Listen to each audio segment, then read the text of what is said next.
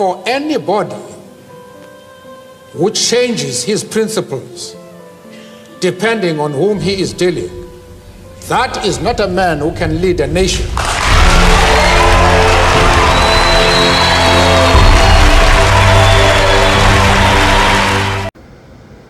Apakah kalian kenal tokoh pada video sebelumnya?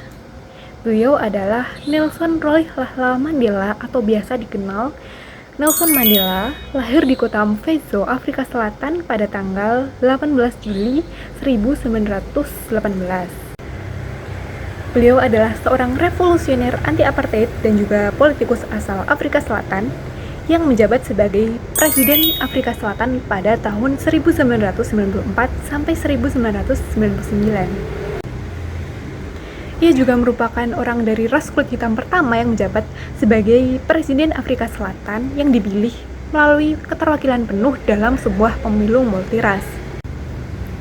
Nah, pemerintahannya ini berfokus pada penghapusan pengaruh apartheid dengan memberantas rasisme, menghapus kemiskinan dan juga kesenjangan, dan juga mendorong rekonsiliasi rasial. Sebagai seorang nasionalis Afrika dan juga sosialis demokratis, Nelson Mandela juga pernah menjabat sebagai Presiden Kongres Nasional Afrika atau ANC pada tahun 1991 sampai 1997. Selain itu, beliau juga pernah menjabat sebagai Sekretaris Jenderal Gerakan Non-Blok pada tahun 1998 sampai 1999. Nah, fun fact-nya dari Nelson Mandela ini adalah beliau pernah menjadi narapidana atau pernah dipenjara selama kurang lebih 27 tahun karena beliau menolak sistem apartheid yang ada di negaranya. Namun dari situ nama Nelson Mandela mulai banyak dikenal oleh masyarakat Afrika Selatan karena perjuangan dan juga perlawanannya melawan sistem apartheid di negaranya sendiri. Dan setelah keluar dari penjara, beliau bernegosiasi dengan Presiden Afrika pada saat itu, yakni F.W. de Klerk, untuk menghapus sistem apartheid di negaranya. Yang mana perjuangannya itu sangat tidak mudah. Dan setelah 4 tahun, beliau baru diangkat menjadi presiden kulit hitam pertama di Afrika Selatan. Lalu bagaimana sih gaya kepemimpinan dari seorang Nelson Mandela? Yang pertama, kepemimpinan yang transformasional. Mandela adalah pemimpin yang mampu mengubah kondisi negaranya secara besar-besaran. Ia tidak hanya fokus pada kekuasaan, tetapi pada perubahan sosial, keadilan, dan persatuan bangsa. Yang kedua, mengutamakan rekonsiliasi dan juga perdamaian. Salah satu ciri paling kuat dari kepemimpinan Nelson Mandela adalah sikapnya yang pemaaf. Alih-alih untuk membalas ketidakadilan, Mandela justru mendorong rekonsiliasi antara kelompok kulit hitam dan juga kulit putih. Yang ketiga, tidak ambisius terhadap kekuasaan. Nelson Mandela hanya menjabat 1 periode sebagai presiden dan memilih untuk tidak memperpanjang kekuasaannya. Hal ini menunjukkan bahwa ia merupakan pemimpin yang bukan untuk mengejar jabatan, tetapi untuk tujuan yang lebih besar. Yang keempat, keteladanannya dan integritas yang tinggi.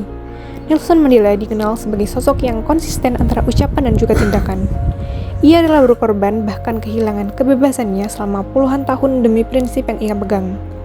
Yang kelima, kepemimpinan yang humanis. Mandela sangat amat menjunjung tinggi nilai kemanusiaan, kesetaraan, dan juga keadilan. Ia memperjuangkan hak semua orang tanpa memandang ras atau latar belakang. Alasan mengapa saya memilih Nelson Mandela sebagai tokoh inspiratif bagi kehidupan saya, yang pertama, merupakan simbol perjuangan dan keteguhan.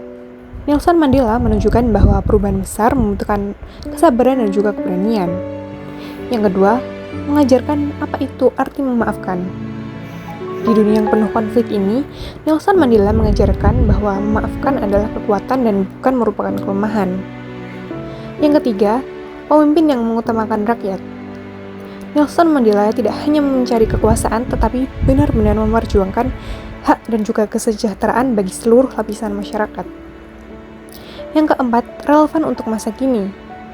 Gaya kepemimpinan dari Nelson Mandela masih sangat relevan, terutama dalam menghadapi konflik sosial dan juga perbedaan di masyarakat.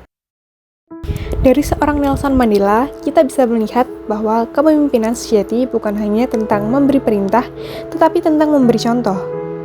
Ia menunjukkan bahwa seorang pemimpin harus memiliki integritas yang tinggi, keberanian dalam mengambil keputusan yang sulit, serta kemampuan untuk merangkul semua pihak, bahkan mereka yang pernah menjadi lawan. Nah, gaya kepemimpinannya yang mengutamakan rekonsiliasi, keadilan, dan juga kepentingan bersama menjadi bukti bahwa kekuatan terbesar seorang pemimpin bukan terletak pada kekuasaan, tetapi pada nilai-nilai yang ia pegang. Semoga kita bisa mengambil pelajaran dari kepemimpinan Nelson Mandela dan mulai menerapkannya dalam kehidupan sehari-hari, baik sebagai mahasiswa, anggota tim, maupun calon pemimpin di masa depan. Terima kasih sudah menonton dan sampai jumpa di video berikutnya.